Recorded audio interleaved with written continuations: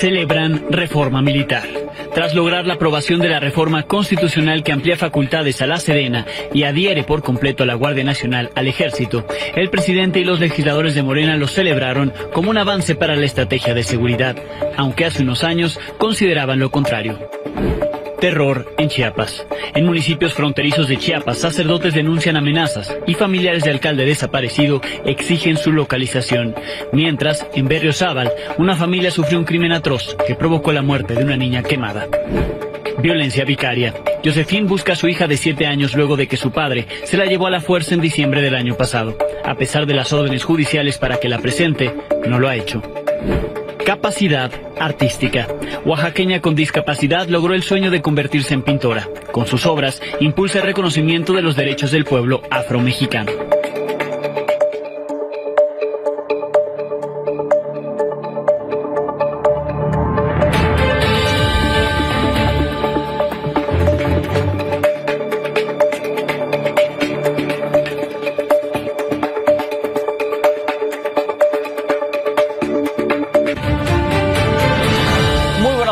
Los diputados de Morena y aliados cumplieron el trámite de aprobar la reforma a la Guardia Nacional, que entre otras cosas logra su traspaso a la Secretaría de la Defensa Nacional. Solo se admitió una reserva para subrayar el carácter militar de la corporación y excluir al personal marino.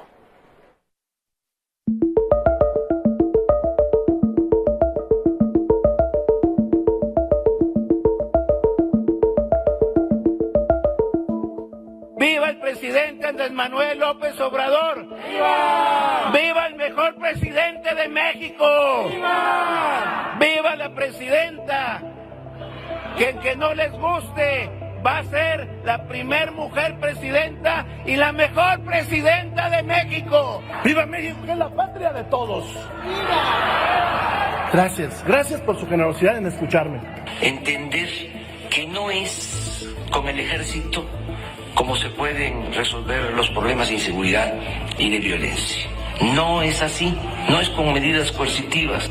Lo único que hacen es ser los lacayos de un hombre cuya incongruencia es más que evidente cuando sale con un cartel a decir no a la militarización, y es lo primero que está haciendo con esta reforma. Este es el verdadero militarizador de este país.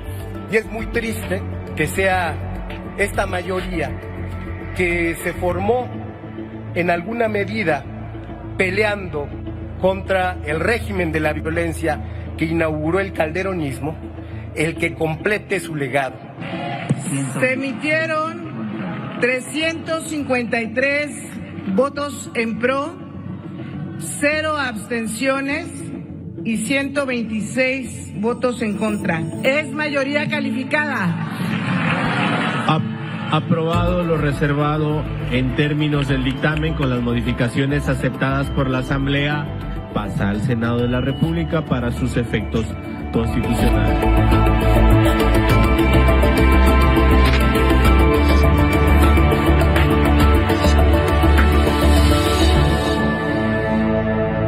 Después de esto, el presidente López Obrador se dijo contento y tranquilo tras la aprobación de esa reforma, rechazó que signifique una militarización y dijo que así se evitará que la Guardia Nacional se destruya. Bueno, yo estoy muy contento y además tranquilo porque al aprobarse la reforma para que la Guardia Nacional dependa de la Secretaría de la Defensa, esto va a significar que todo el esfuerzo que hemos hecho para crear la Guardia Nacional, que ha significado en 5 años crear una institución, que todo este esfuerzo no se eche por la borda con el paso del tiempo, que no vuelva a suceder lo que ya se padeció con la Policía Federal, que se inició con Zedillo y llegó a manejarla García Luna y se corrompió, y que se quede como la Policía Federal, dependiendo de Gobernación, dependiendo de la Secretaría de Seguridad Pública, pues es un riesgo. Entonces, para los de la élite, la Guardia Nacional es militarizar. Me imagino que no quiere que exista una policía, una guardia que garantice que no haya privilegios. La sesión de ayer en la Cámara de Diputados fue una muestra clara de transformación. Transformación de posturas frente a la participación del Ejército en labores de seguridad pública. En el 2017, el PRI, el Partido Verde y algunos diputados del PAN votaron a favor de aprobar la Ley de Seguridad Interior que proponía regularizar la presencia del Ejército y la Armada en labores de seguridad pública en las calles. En ese entonces, 2017, Morena, Movimiento Ciudadano y la mayoría del PRD votaron en contra. Ahora, con la reforma a la Guardia Nacional, muchos se transformaron. Todos los diputados de Morena votaron a favor. Lo mismo el PT y el Partido Verde. PAN y PRI votaron en contra, así como Movimiento Ciudadano, el único partido que mantuvo su postura de un sexenio a otro. La transformación o conveniencia de algunos quedó evidenciada en tribuna.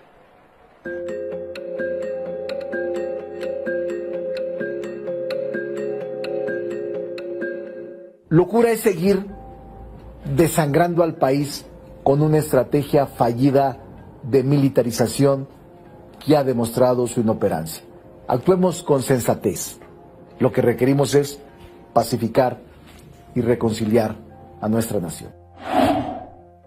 Esta reforma, por cierto, fue invalidada por la Corte y lo que ahora estamos haciendo es el proceso correcto del poder reformador y estamos en la deliberación de una modificación a la Constitución, que es el paso correcto. Mientras que América Latina se distancia de las dictaduras, mientras que en Europa se progresa, en México se legaliza la militarización inconstitucional en nuestro país.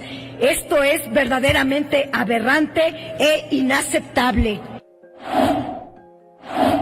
En nuestro camino hacia la construcción de paz hemos dado pasos firmes como la reforma constitucional que permite la participación de las Fuerzas Armadas en tarea de seguridad pública.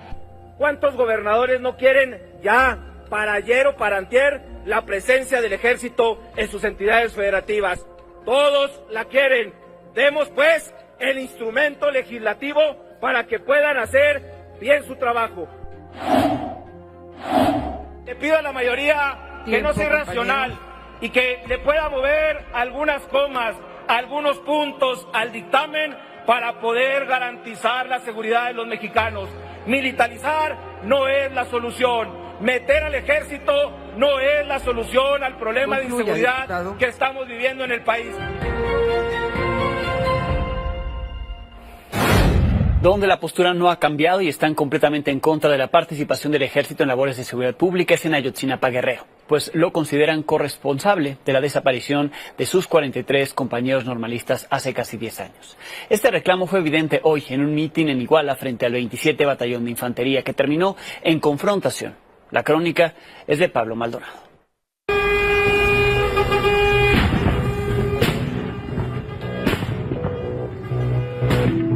Desde hace 10 años, las instalaciones del 27 Batallón de Infantería han sido atacadas por normalistas.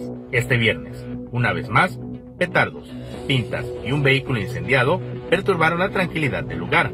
A bordo de 17 autobuses, los padres de los 43 desaparecidos y normalistas de Ayotzinapa se trasladaron a Iguala desde Tixla para dar seguimiento al plan de acción que diseñaron en el contexto del 10º aniversario de los ataques del 26 de septiembre del 2014.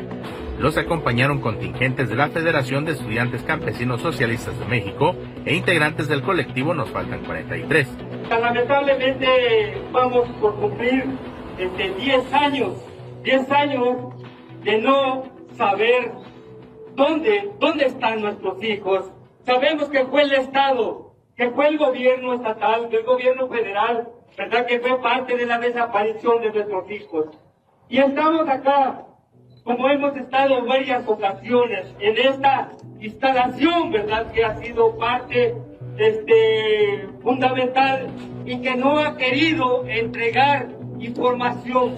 Personal del Ejército Mexicano utilizó un megáfono para llamar al diálogo a los estudiantes, pero no hubo respuesta de sus dirigentes. Al terminar el breve meeting, los estudiantes usaron una camioneta para derribar una de las bardas de acceso al batallón y luego incendiaron el vehículo. Entonces, comenzaron a lanzar petardos hacia las instalaciones militares.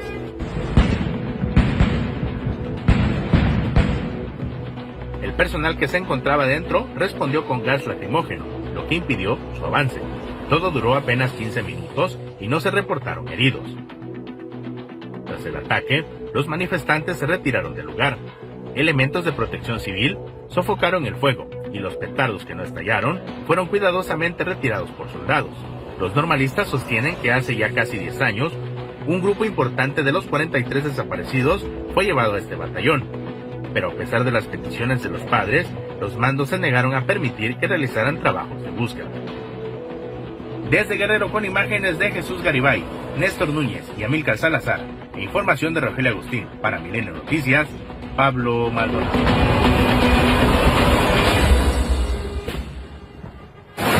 Si la estrategia de seguridad es la adecuada, ¿por qué siguen los días así? El más violento en casi 3 meses, 99 homicidios en todo el país, fue ayer. Se colocó como el 6º día más sangriento del año. Los estados más violentos fueron Guanajuato, con 16 homicidios, le siguió Morelos, con 12, el Estado de México, con 7, y Sinaloa, con 6. Entre los casos de ayer destaca el de Morelos, donde se localizaron 10 cadáveres con señas de tortura, ¿sí?, juntos. El de Tijuana, Baja California, donde 4 cuerpos desnudos fueron abandonados en la cajuela de un automóvil. Ahí mismo, por la noche, 2 hombres encapuchados incendiaron una bodega con 13 tractocamiones propiedad de una empresa vendedora de frutas. Acapulco, donde se localizaron hieleras con restos humanos y un hombre fue asesinado en el asalto a una joyería. Además, esta semana estuvo marcada por multihomicidios. El más reciente ocurrió esta mañana en el municipio de Ojinaga, en Chihuahua, donde 11 cuerpos fueron localizados junto a un mensaje escrito supuestamente por el grupo criminal de La Línea. El lunes, en Yuriria, Guanajuato, 5 hombres fueron asesinados en un parque. Y en Nuevo León, 4 personas perdieron la vida en un ataque durante una fiesta en Monterrey. En Sinaloa, tras la detención de El Pilli, el presunto líder de seguridad de los Chapitos, hoy continuaron los operativos en Culiacán. Por la tarde, agentes de la Fiscalía General de la República aseguraron un local de venta de celulares encriptados y equipo de radiocomunicación. No se reportaron detenidos ahí. Un poco después, el secretario de Seguridad de Sinaloa, Gerardo Mérida, informó que hoy no hubo hechos violentos en Culiacán ni en los municipios que lo rodean. Es la primera vez en casi 2 semanas que esto ocurre. Aunque por la madrugada se localizó el cuerpo de un hombre que fue asesinado anoche. Del 9 de septiembre a la fecha, en Sinaloa han sido asesinadas 54 personas. Se han reportado 53 secuestros y se han denunciado el robo de 66 automóviles. Mientras tanto, El Pilli permanece en la Fiscalía Especializada de Investigación en Delincuencia Organizada aquí en la Ciudad de México, a donde fue trasladado desde ayer tras su captura en Culiacán, Sinaloa. Durante los enfrentamientos de las últimas semanas en ese estado, un tigre de Bengala fue visto suelto en el municipio de Elota. Luego de un operativo para encontrarlo, fue capturado y enviado al santuario que se llama Ostoc. Ernesto Zazueta, el presidente de este santuario, dijo que especialistas en manejo de fauna silvestre ya le brindan atención necesaria. Se trata de una hembra, se llama Tita, tiene 4 años y fue reportada en buen estado de salud. No la podían atrapar por la violencia que estaba ocurriendo ahí, baja la violencia y ya la pueden llevar a este santuario. Parte de los daños colaterales de esta guerra entre los Mayo y los Chapitos. El embajador de Estados Unidos en México, Ken Salazar, respondió a la declaración de ayer del presidente López Obrador, que por primera vez, ayer el presidente por primera vez, con su declaración, confirmó, con la información que tiene, que Estados Unidos hizo un operativo para detener al Mayo Zambada en territorio nacional. Señaló a ese país como corresponsable de la ola de violencia en Sinaloa. Antes, el presidente, antes de lo que dijo ayer, pedía explicaciones e información al gobierno estadounidense. Cuestionaba que se haya violado la soberanía, pero ayer lo dijo tal cual. Se trató de un operativo de Estados Unidos. Si ahora estamos enfrentando en Sinaloa una situación de inestabilidad, de confrontación, pues se debe a que tomaron esa decisión.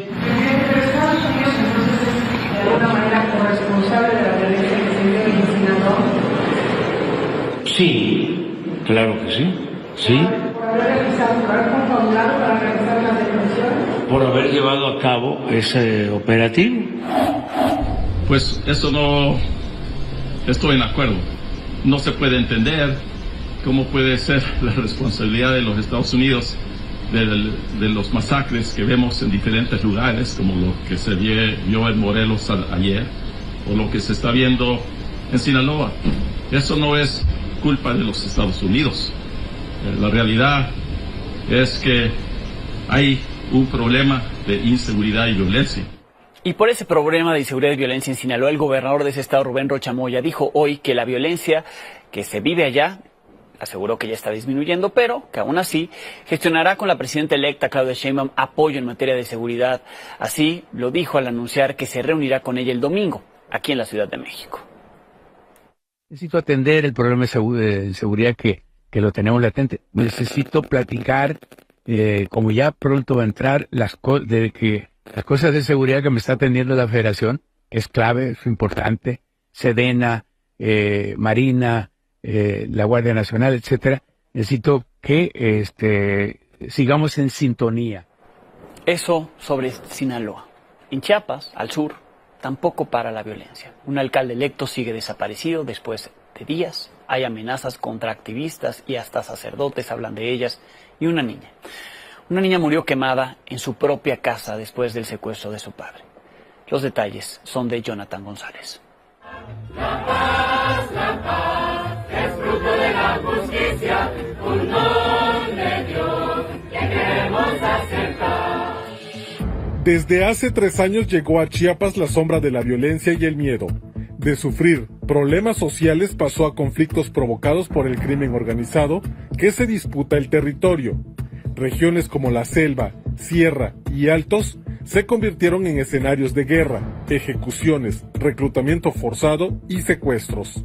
El 3 de septiembre, Aníbal Roblero, presidente municipal electo de Frontera Comalapa, uno de los focos rojos, fue privado de la libertad en el estacionamiento de una cafetería de Tuxtla Gutiérrez. Bien de nosotros, no hemos obtenido mucha información de él, que están tomando las medidas necesarias para que la investigación sea efectiva, para que tengamos noticias positivas. El fin de semana, sujetos armados derribaron un puente de hamaca, lo que dejó incomunicados a 200 pobladores de las comunidades La Pureza y La Playa en Chicomucelo. A la violencia se suma el desplazamiento forzado de habitantes de la Sierra Fronteriza, y el Centro de Derechos Humanos Fray Bartolomé de las Casas denunció amenazas de muerte y el allanamiento a la casa de uno de sus integrantes para tratar de intimidarlos. Pues lo que se ha generado es un vacío de actuación por parte del Estado y por tanto, pues organizaciones como la de nosotros estamos viendo que se están dando circunstancias que pues nos está poniendo en riesgo, no solo a nosotros. Otro caso es el de Berzaín Velasco, defensor de derechos humanos expulsado de la comunidad Nueva Palestina en Ocosingo, por denunciar la presencia del crimen organizado. Luego fue encarcelado y sentenciado a 58 años de prisión por homicidio, un crimen que, aseguran quienes lo conocen, no cometió. Entonces, todas estas personas de las autoridades del crimen organizado empezaron a buscar la manera de cómo acabar con mi papá, ya que los estaban poniendo a la vista sus acciones. También líderes indígenas de la selva lacandona alertan que la violencia y el asedio del crimen es cotidiana y que varias comunidades ya fueron sometidas por este. La violencia en Chiapas se agudizó este viernes, cuando hombres armados levantaron a un hombre en Berriozábal e incendiaron su casa. Dentro, perdió la vida una niña de 3 años. Desde Chiapas, para Milenio Noticias, Jonathan González. En Reynosa, Tamaulipas, fue detenido Alejandro El Flaco Sierra, también conocido como el M82, señalado líder de los Metros, una de las facciones del Cártel del Golfo. Su detención se llevó a cabo ayer en un operativo realizado por personal de la Secretaría de Defensa Nacional en conjunto con la Guardia Nacional. El M82 es uno de los principales generadores de violencia en el municipio de Reynosa, derivado de la confrontación que mantiene con la facción de los Ciclones, también del Cártel del Golfo, por ese territorio.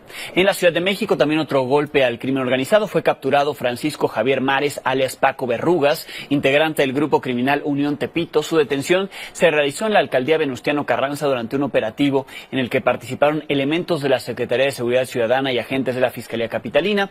El detenido cuenta con antecedentes delictivos en los años 2014, 2022 y 2023 por delitos contra la salud y portación de arma de fuego. Un jurado en Washington, D.C. encontró culpable a Rubén Oseguera González y llegó al veredicto culpable el Menchito, y los detalles los tiene, como cada noche los tuvo en este espacio con sus crónicas de este juicio, mi compañero Ángel Hernández. ¿Qué tal, Alex? Muy buenas noches. Pues efectivamente ya hay un veredicto en contra de Rubén Oseguera González, alias el Menchito. Fue encontrado culpable de todos los cargos: tráfico de cocaína y metanfetamina y posesión de armas de fuego con fines de narcotráfico, después de que la Fiscalía estadounidense lograra trazar este dibujo de un segundo al mando en el cártel de Jalisco Nueva Generación, prolífico y sumamente violento. ¿Qué te parece si vemos los detalles en la siguiente pieza? Tras 8 días de juicio, un jurado de 12 personas declaró a El Menchito culpable de tráfico de cocaína y metanfetamina y posesión de armas de fuego e instrumentos destructivos para traficar drogas. La Fiscalía estadounidense dibujó a Rubén Oseguera González como el segundo al mando del cártel de Jalisco Nueva Generación, detrás de su padre Nemesio Oseguera Cervantes, el Mencho. Desde que este último era jefe de plaza de Puerto Vallarta para el cártel del Milenio y luego con el cártel de las 4 letras. Los testigos afirmaron que el Menchito traficó metanfetamina y cocaína, incursionó en la producción y trasiego de fentanilo y asesinó y secuestró personas. Tras la decisión del jurado, la jueza Beryl Howell informó que será el 10 de enero cuando dicte sentencia al acusado de 34 años, quien enfrenta una pena de 40 años a cadena perpetua. Su defensa reveló que pedirá la sentencia mínima y dio por hecho que la apelará. We anticipate pursuing his right to appeal. Well, of course, we're not satisfied with the verdict. We think that the government presented evidence that was based upon some of it was perjured testimony, false testimony. It'll take some time for him to really absorb what it all means, and just going to go forward with the appeal. But you can imagine how anybody must feel at this point hearing something as he just heard. En un comunicado, Merrick Garland, fiscal general de Estados Unidos, celebró el veredicto y agradeció la colaboración del gobierno mexicano. Presumió que sacó de las calles a una persona que estaba involucrada en el tráfico de fentanilo, la droga más letal que su país ha enfrentado jamás. Desde Washington, D.C., para Milenio Noticias, Ángel Hernández. Alex, ya lo veíamos, se prevé que el próximo 10 de enero pudiera ya ser sentenciado. Sin embargo, y como ha pasado con la mayoría de los casos, como Genaro García Luna, es probable que se retrase porque pues la defensa va a apelar. Veremos qué es lo que sucede, pero pues en tanto el hijo del líder de los cárteles, de uno de los cárteles más poderosos probablemente del mundo, pues ya ha sido encontrado culpable por un jurado acá en Washington. Así que vamos a estar muy pendientes, por supuesto, y todavía hablando en próximos días sobre todo lo que se reveló, cómo se desnudó al cártel Jalisco Nueva Generación durante este juicio. Alex, te envío un saludo desde Washington, D.C. Este viernes el presidente López Obrador, la presidenta electa Claudia Sheinbaum, así como algunos gobernadores de Morena, junto con los electos, hicieron un paseo por el Tren Maya. Iniciaron su travesía desde la estación de Cancún para luego inaugurar el Hotel Tren Maya de Chichén Itzá. Para algunos fue el último viaje en este tren junto al presidente López Obrador, así es que se la pasaron así de bien.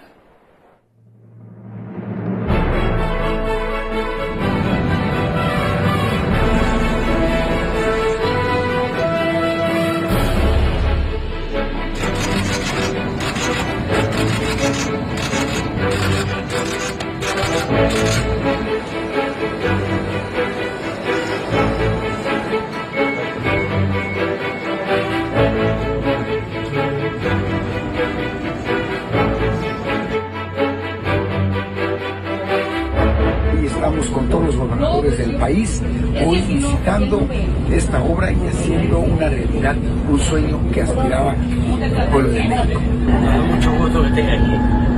Hasta el Tren Maya en el sureste y pues es todo México.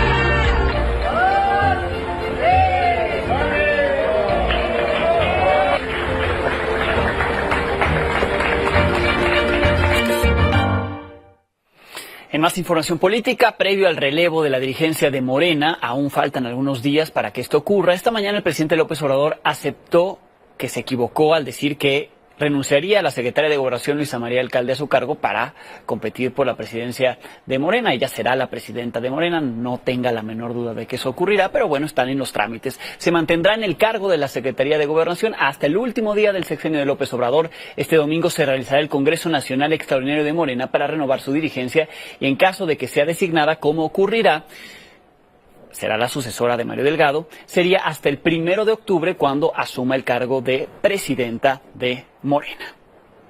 En donde ya no habrá renovaciones nunca será en el PRD. El INE aprobó su desaparición ayer. Sobre este tema se le preguntó al presidente López Obrador, pues recordemos que ahí surgió su movimiento, él como candidato presidencial en el PRD, coaliciones de izquierda que encabezó en el 2006 y en el 2012, ya para el 2018 tenía su propio partido. Esto fue lo que dijo sobre el eclipse total del Sol Azteca.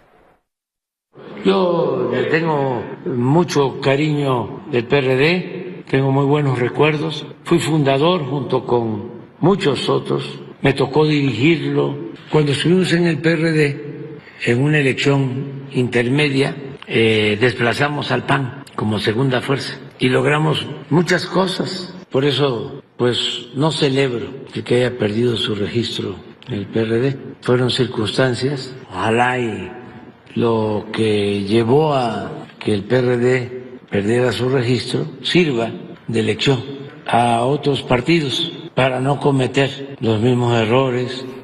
Esta mañana el presidente del Senado, Gerardo Fernández Noroña, aseguró que fue agredido física y verbalmente mientras estaba en una sala de espera exclusiva de American Express en el aeropuerto de la Ciudad de México. El senador realizó la denuncia en redes sociales. Ahí detalló que el presunto agresor además intentó robarle el celular y que al momento de grabarlo una mujer borró el contenido de ese celular, del celular de Fernández Noroña.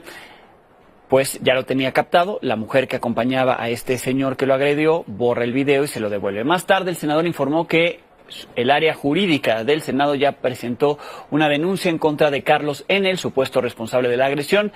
Este fue el momento que se alcanzó a quedar grabado, 4 segundos únicamente. Ocurrió en la sala VIP de American Express, ahí en la Terminal 2 del aeropuerto capitalino. Claro que lo puedo firmar.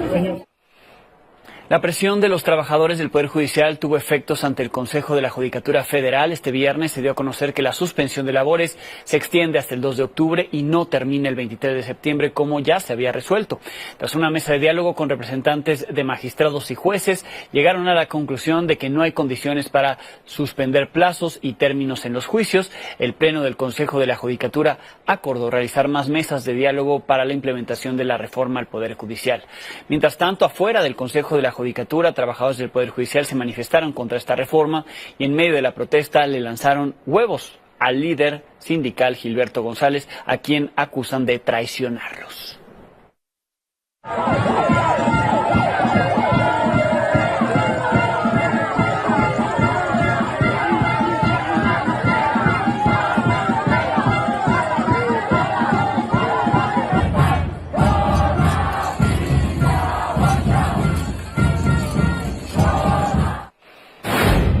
Josephine Hall está buscando a su hija de 7 años. Asegura que en diciembre del 2023, hace casi un año, se la llevó su padre a la fuerza. Ya le han pedido al padre que presente a la niña en los juzgados, pero la menor sigue sin poder ver a su madre. La historia es de Erika Flores. Estoy buscando a mi hija Margot, de 7 años. Si sabes algo de ella, comunícate a la cuenta de redes sociales. Ponte en contacto conmigo y ayúdame a encontrarla. La última vez que Josephine Hall vio a su hija de 7 años de edad fue hace 9 meses, en diciembre de 2023. El señor José Ladecinski Molchford se llevó a mi niña de 7 años de edad y tengo 9 meses sin verla. Josephine y José se casaron en 2015 y concibieron a Margot 2 años después. Sin embargo, luego de 3 años de matrimonio, ella denunció violencia psicológica y pidió el divorcio. Él respondió con una demanda con la exigencia de una pensión económica y pidió la guarda y custodia de la niña. Se la negaron y la sustrajo. El juez aprobó que yo tuviera la guarda y custodia de mi hija. A pesar de eso, él, abusando de mi confianza, le pidió que le llevara a mi hija a ver a su abuelita que estaba enferma y desde entonces no le he vuelto a ver. Previamente, en la sentencia de 2021, el juez resolvió detalles precisos para normar la convivencia entre el padre y su hija, además de obligarlo a su manutención, lo que ocurrió de manera irregular, por lo que se le abrió un proceso. Así transcurrieron 2 años y medio. Posteriormente, José Landinsky Mochón cometió el delito de sustracción de menores, explicó el abogado de Josephine. El señor en diciembre del año pasado se llevó a la menor y fue y acudió a la agencia del Ministerio Público a formular una denuncia en contra de la señora Josephine por una supuesta violencia, y que es lo que a la postre le dio unas medidas que al día de hoy sigue él mismo alargando para evitar que Josephine pueda ver a su hija. Cuando existe esta detención se da un tipo de violencia pasiva que se genera en contra de la menor, obviamente porque está rompiendo el lazo materno-filial entre la menor y en este caso Josephine, su mamá. La fiscalía citó en 3 ocasiones a José para que presentara a la menor, pero él no lo hizo. Y de acuerdo con el abogado, siguen saliendo irregularidades, pues el juzgado noveno oral de lo familiar lo quiso notificar sobre el proceso que se abrió en su contra por la sustracción de su hija, pero en la dirección que dio como domicilio, el vigilante del condominio asegura que él no vive ahí.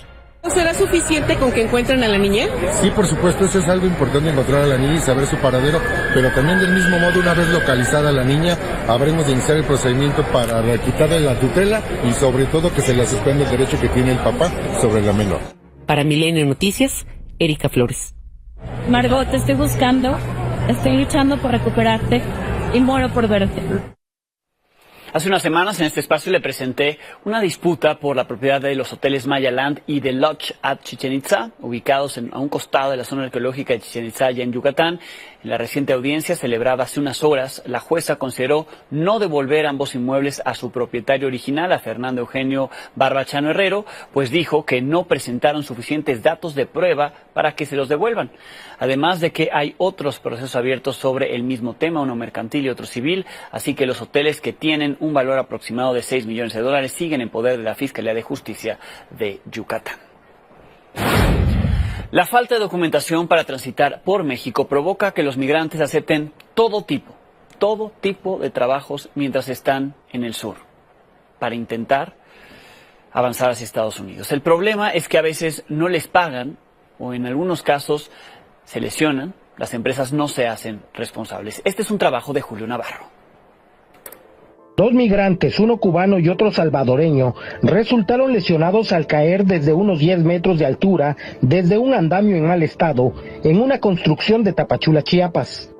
Uno cayó arriba de un vehículo y el otro cayó al piso. Sí, me han atendido bien, tengo que decir la verdad, no me ha faltado el medicamento, buena atención. El problema es la operación. El más delicado es Raisel, de 47 años, con fractura expuesta en tobillo. Fue trasladado al Hospital General de Tapachula, donde sigue postrado en una cama, pues todo parece estar en su contra, ya que no cuenta con seguridad social. La empresa que lo contrató lo dejó prácticamente abandonado, y si eso no fuera poco, en el hospital no cuentan con material para la cirugía que requiere. Hay que mandar a buscar material a Tuxtla, para ahí se demora un mes.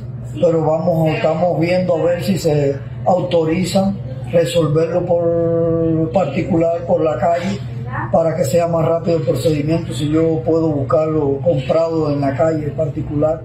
Raisel es uno de los cientos de migrantes que deambulan por Tapachula, pobres y con hambre, y la falta de documentación de legal estancia en el país los hace vulnerables y aceptan trabajos en tortillerías, tiendas o en obras en construcción, donde después de laborar por semanas o meses son despedidos injustificadamente para no pagarles.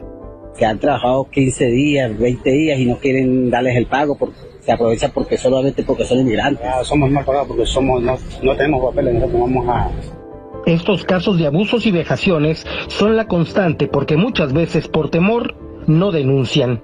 Es uno del mayor reto que se ha vivido en temas de los inmigrantes, y otros porque se ha querido aprovechar de la misma situación. Desde Chiapas, con imágenes de Eduardo Morales, Julio Navarro Cárdenas. El ejército de Israel llevó a cabo un ataque selectivo en la capital libanesa Beirut, que tuvo como objetivo asesinar al comandante de operaciones de Hezbollah, Ibrahim Akil. Este mismo ataque mató también al menos 14 personas, dejó heridas a 66 y también civiles inocentes murieron ahí. La muerte de este comandante es la segunda en menos de 2 meses de un alto funcionario de este grupo islamista, Hezbollah. Un portavoz del ejército de Israel dijo que la secuencia de acciones en la nueva fase continuarán hasta que se logre el objetivo. ¿Cuál es? El regreso seguro de los residentes del norte de Israel a sus hogares que están en los límites con Líbano. Yuye Hernández es una artista plástica originaria de Oaxaca, que a pesar de su discapacidad logró su sueño, se convirtió en pintora. Sus obras se están enfocando en el reconocimiento de los derechos de los pueblos afromexicanos. Mi compañero Wilmer Gil López pudo platicar con ella y esta es su historia. Pese a las adversidades por su discapacidad, Yuye Hernández, artista plástica originaria de la comunidad de El Tamal en Pinotepa Nacional, Oaxaca, ha trascendido fronteras, dando muestra de que cuando se tiene un sueño, no hay límites para alcanzarlo. Tengo de que tenía 10 años, siempre me ha gustado dibujar. Cuando yo entro a la primaria, el maestro, pues al verme, lo primero que pregunta es, ¿cómo vas a escribir? Sencillamente le digo con el pie. Y así, Yuye inició su travesía, lo que la llevó a formar parte de la Facultad de Bellas Artes de la Universidad Autónoma Benito Juárez de Oaxaca. Quería conocer más sobre el mundo del arte, quería experimentar, quería conocer. Empiezo como a vincularme con pintores, con galería, a exponer y a empezar a hacer el movimiento afromexicano. La lucha por la visibilidad y el reconocimiento de los derechos del pueblo afromexicano siempre han sido la esencia de sus obras, así como plasmar la biodiversidad de su comunidad natal. Nosotros salíamos a buscar historia, leyenda, y la plasmábamos, y los rostros afro, como que diciendo, somos, y aquí estamos, y existimos, y mírenos. Regreso, y me empiezo a involucrar en las comunidades. Debía de regresar a enseñar lo que yo había aprendido. Su intenso trabajo como activista la llevó a pintar el primer mural al interior del Tribunal Electoral del Poder Judicial de la Federación, el cual fue develado en marzo de 2023. Es un mural que lleva los temas de visibilización, la lucha de las mujeres afro, la inclusión a personas con discapacidad y la inclusión hacia la comunidad LGBT.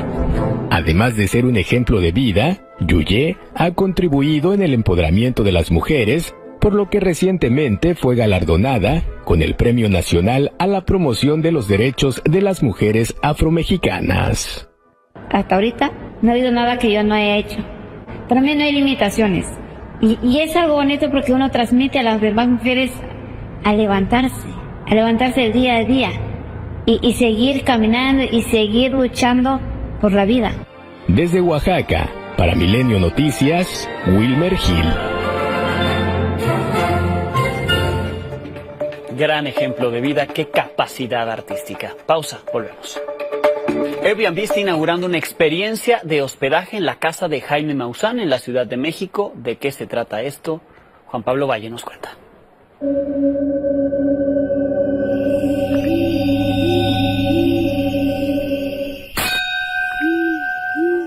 Por primera vez, fanáticos del misterio y de lo desconocido podrán adentrarse en una experiencia única gracias a Airbnb, que lanzará una convocatoria para que 2 personas pasen una noche en la casa de Jaime Maussan, ubicada en el desierto de los Leones. Y para conocer un poco de ese mundo, el investigador abrió las puertas de su casa. Que va a ser una noche que no van a olvidar. Voy a tener la oportunidad no solamente de preparar una comida, sino de atenderlos y de mostrarles algunas de mis investigaciones. La casa es un reflejo del misticismo que ha rodeado las investigaciones del periodista. Está ubicada en medio del bosque del desierto de los Leones, en la alcaldía Álvaro Obregón, al poniente de la Ciudad de México. Otro de los atractivos es que su arquitectura es subterránea y cada uno de sus 5 pisos se une a través de túneles. Además, es 100% sustentable.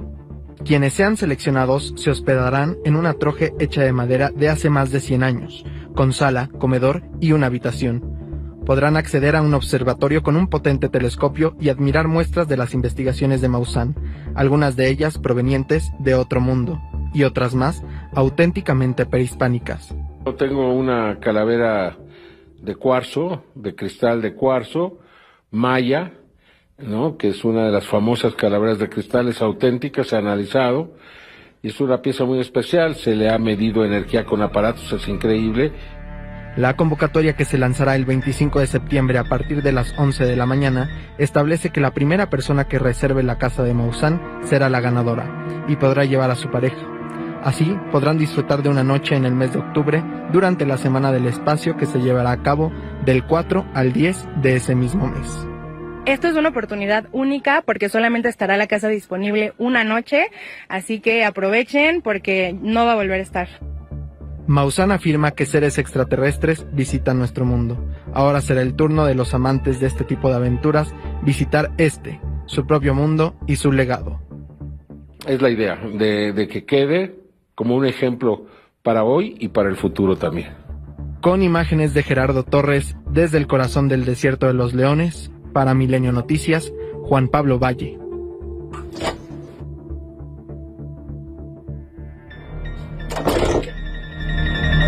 Con esto nos pedimos. El lunes tendremos algo nuevo que contarle a las 22 horas.